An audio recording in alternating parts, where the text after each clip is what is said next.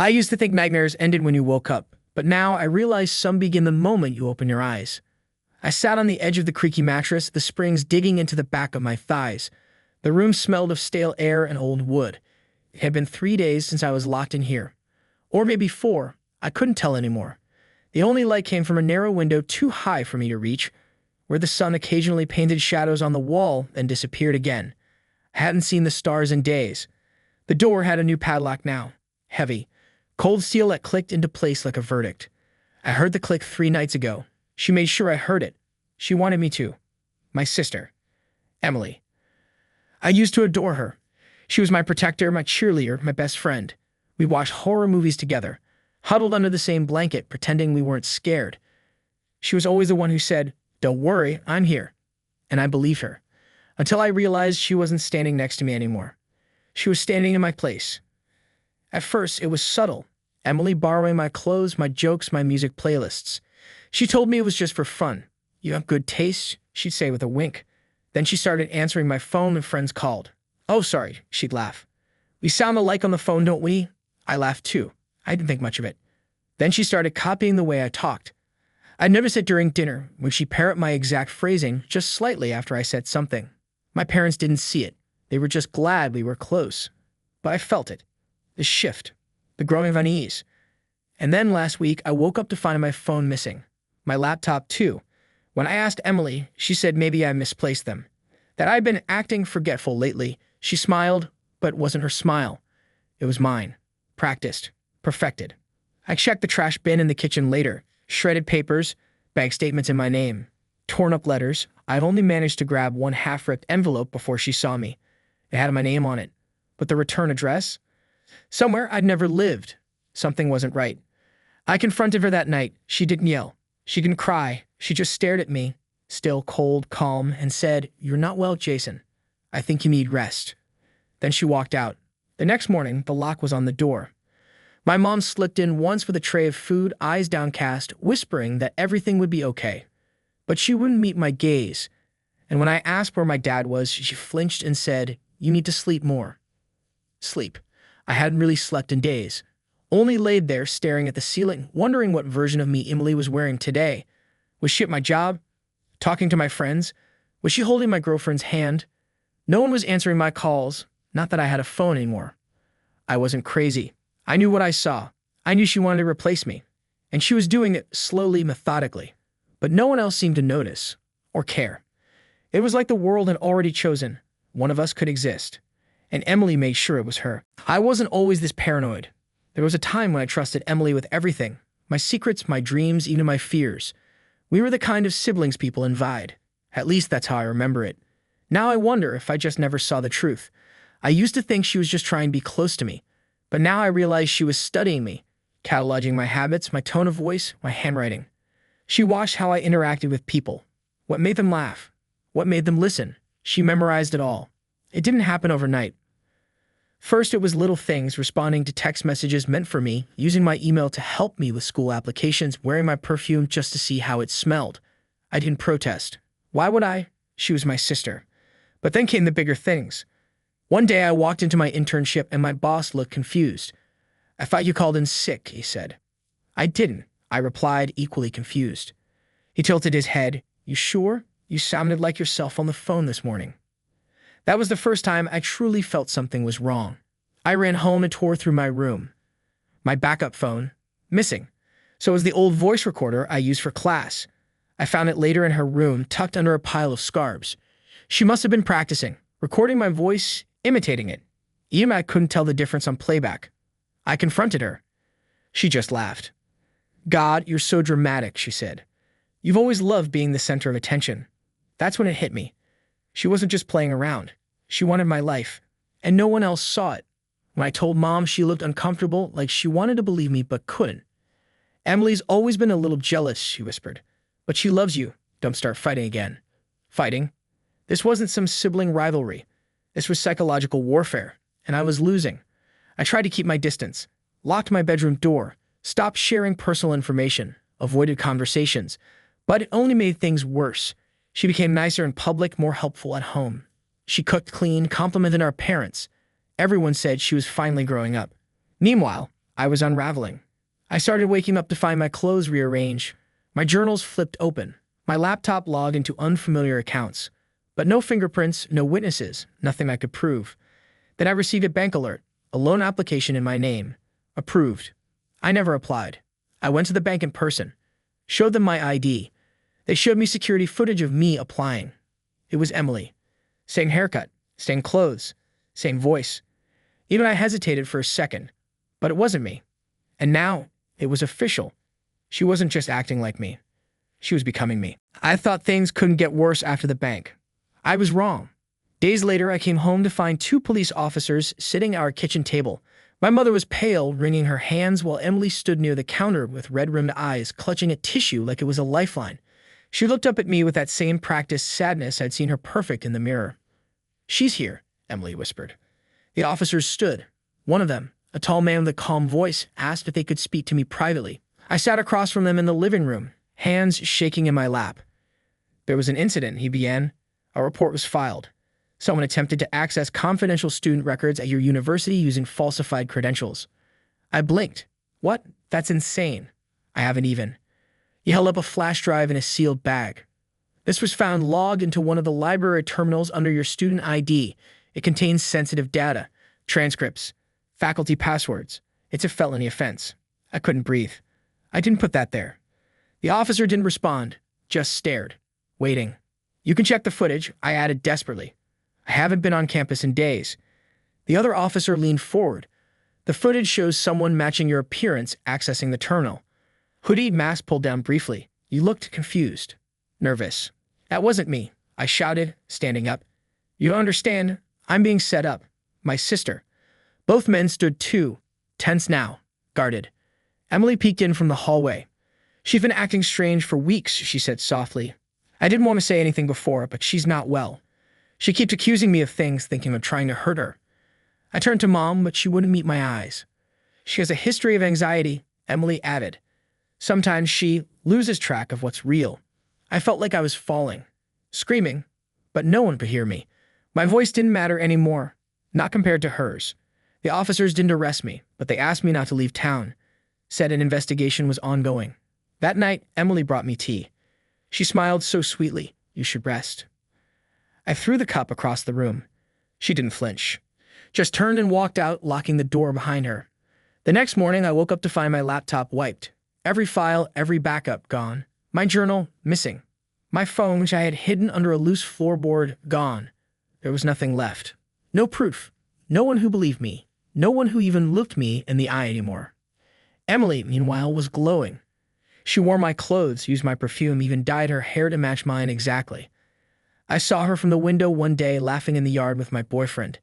He looked at her like he used to look at me. I tried yelling, banging on the window, but no one turned. They didn't see me. They saw her. I stopped fighting. Not because I gave up, but because I couldn't keep screaming into a void that refused to echo back. No one listened. No one believed me. Not even him. Ethan. My Ethan.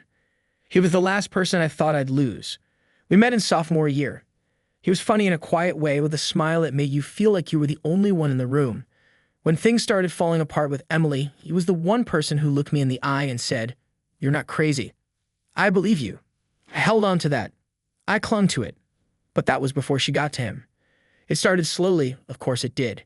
She accidentally bumped into him outside his work.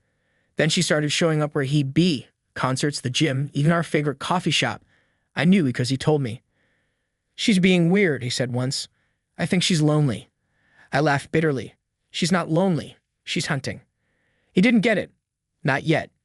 Then he stopped calling as often, stopped texting. And when we met up, he seemed off, distracted, uncomfortable. "She said you've been acting differently," he admitted one night. "She's lying. She's your sister." I stared at him. "Do you believe me or not?" He hesitated. That hesitation broke something in me. Still, I tried. I begged him to remember all the things we'd shared, the inside jokes, the late-night talks, the dreams we had. I told him how she was manipulating everyone, including him. He said maybe I was under stress, that maybe it would help to talk to someone. That was it. I walked away. And I didn't look back. But she didn't stop. The next time I saw them together, it was from the upstairs window. She wore my favorite jacket. The one he once said looks so perfectly like you. They were in the driveway, laughing. He kissed her cheek. She looked up and saw me watching, and smiled. A slow, cruel smile. That night, I cried until I was empty. Not just because she stole him, but because part of me could see why he believed her. She was good at it. She couldn't just copy me, she studied me. She erased every part of me she couldn't mimic and replaced it with herself. She didn't want to be like me. She wanted to be me. And she was winning. I stopped speaking. Not because I couldn't, but because no one was really listening anymore. My parents didn't ask questions. They smiled less. They avoided eye contact. The house became a place of muted steps and closed doors. And Emily walked around like she owned the silence. She hummed when she cooked breakfast. She laughed at shows I used to love. She borrowed my clothes without asking. And no one said a word. I wasn't allowed outside. Not really. They said it was for my own safety. Until the investigation settled. But I knew it was just another way to keep me out of sight. I had become a problem, an inconvenience, a stain they couldn't explain. At night, I sat on the floor by my bed, pressing my ear to the wall, listening to the distant hum of voices in the other room, laughter, footsteps, the clinking of glasses. My name was never mentioned. It was like I had already been erased. One night, I cracked. It was around 2 a.m. when I crept out of my room. My parents were asleep. Emily's door was slightly ajar. Her laptop sat glowing on the desk. I opened it. It was all there. Dozens of folders. My name on everything. Photos of me, candid and posed. Copies of my school essays, fake social media profiles with my face and her captions. Chat logs between her and Ethan, pretending to be me. Screenshots of emails she'd sent on my behalf. Password lists, even a recorded audio clip where she practiced my laugh over and over again. It felt like peeling back my own skin. Every piece of me replicated and labeled like a science experiment. And then I found the draft. A long email addressed to my university. A confession. It said I was unstable, that I had hacked into student records, that I was sorry and would be withdrawing to seek treatment, that my sister, Emily, would help with the transition. The cursor blinked at the end of it like a final heartbeat. My hands shook as I forwarded it all to my backup email. I sent copies to every contact I could remember. I printed screenshots. I stuffed them in my hoodie. Then I heard the door creak. She stood there, backlit by the hallway light. Looking for something, she asked softly. I froze. She didn't scream. She didn't lunge. She just tilted her head and smiled. You always were a terrible sleeper. And then she closed the door behind her. The next morning, everything was gone. Not just the files on her laptop, everything. Her desk was spotless. No computer, no cords, no notebooks. Even the chair was missing. I ran down the stairs, clutching the papers I had printed hours before. Mom was in the kitchen, flipping pancakes like it was any other Sunday. Dad was sipping coffee. Emily sat at the table, freshly showered, hair curled, wearing my old favorite sweater. She looked up at me like I was interrupting something sacred.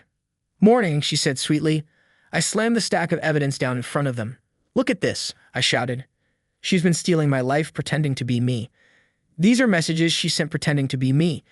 She recorded my voice, forged my name. My dad sighed before I could finish. Not this again. What do you mean again? This is real? I turned to my mom. You know I'm not making this up. You saw how she's changed. You've seen it too. But Mom just looked away.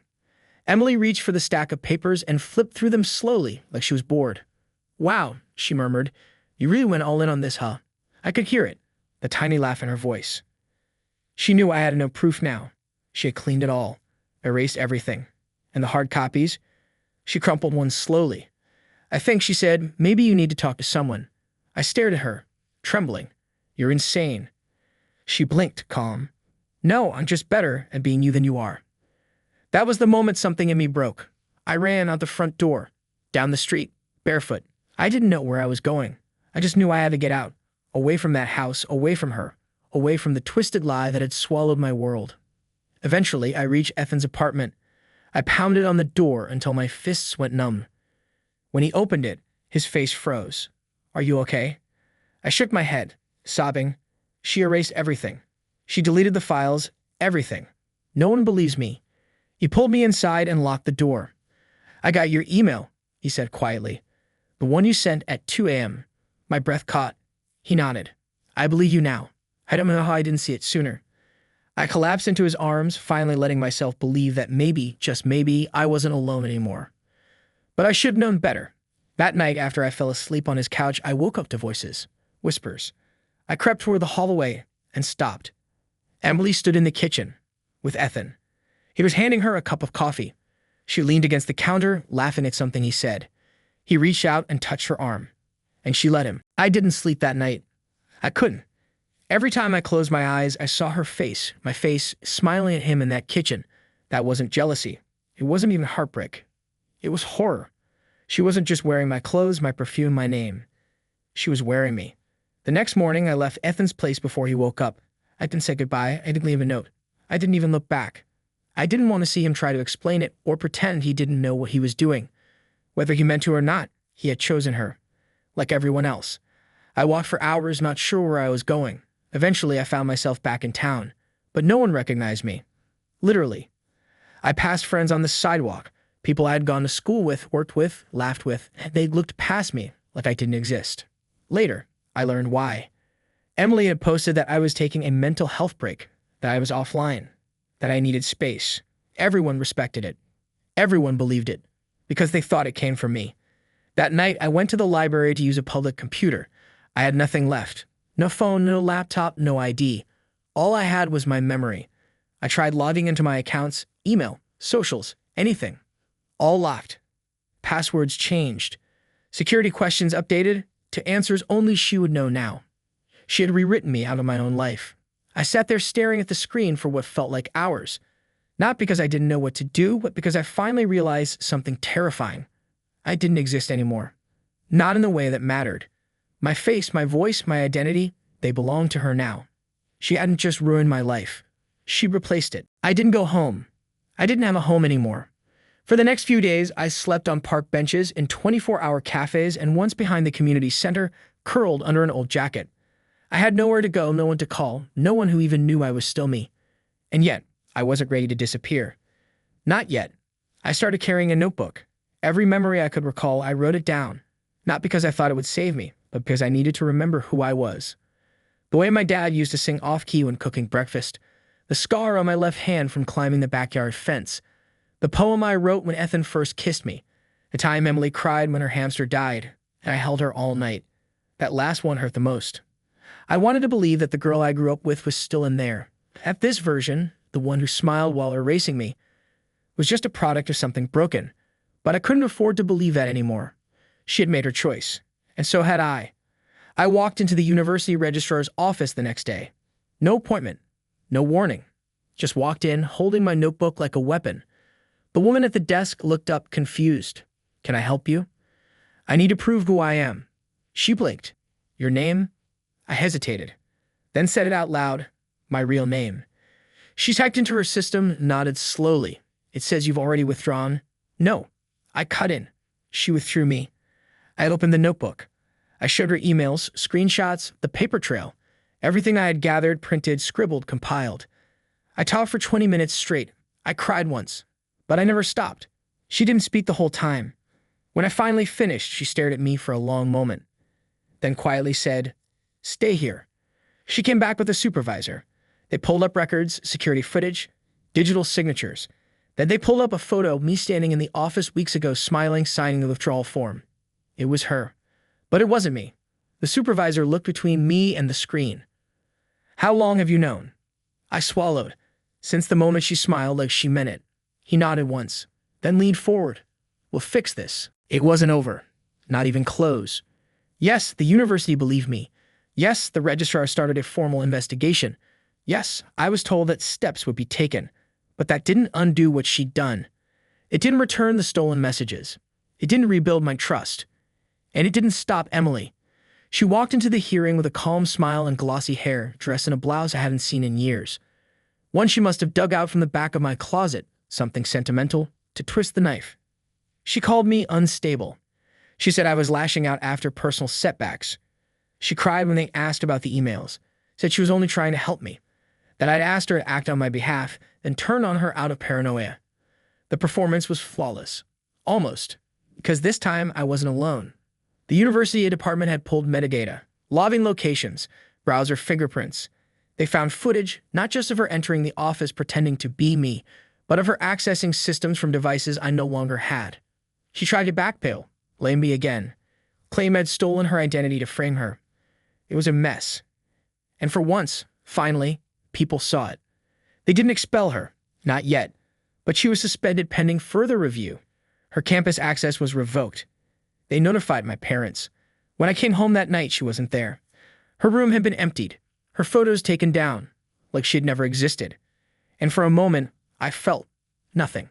Not relief, not satisfaction, just numbness. She'd spent so long trying to erase me, but in the end, she erased herself. And yet, even now, I catch myself hesitating when I sign into my accounts. I double-check my voice messages. I look over my shoulder when I walk home at night, because identity isn't just a name. It's a feeling. And after what she did, I'm still rebuilding mine, one breath at a time. I wish I could say everything went back to normal, that people apologized, that Emily admitted what she did. But life isn't like that. The truth didn't magically erase the damage. I still lost time, opportunities, people. I still had to rebuild relationships, prove who I was in a dozen little ways. Reset passwords, file reports, answer questions like, "Are you sure this wasn't just a misunderstanding?" Some people still looked at me like I might snap at any moment. Others looked at her like she was a misunderstood soul. It didn't matter, because I wasn't doing this for them anymore. Therapy helped. Slowly, I started painting again, cooking, going outside without feeling like I was being watched. I deleted every fake account, every trace in the version of me she built. I stopped checking her social media. Eventually, she went dark anyway. I heard she moved out of state, that she changed her name. Started fresh. It used to terrify me, the idea of her out there, somewhere, walking around with pieces of me still in her pocket. But now, I don't care. She can have my old perfume, my old passwords, my old voice, because the real me? I'm not something you can steal. Last week, I went back to campus. I sat under the same tree where I used to eat lunch with Ethan. Alone this time. Quiet. At peace. I took out my journal, flipped to the first page. There in my own handwriting was the sentence I wrote during the darkest night of my life. I know who I am. And for the first time in a long time, I believed it.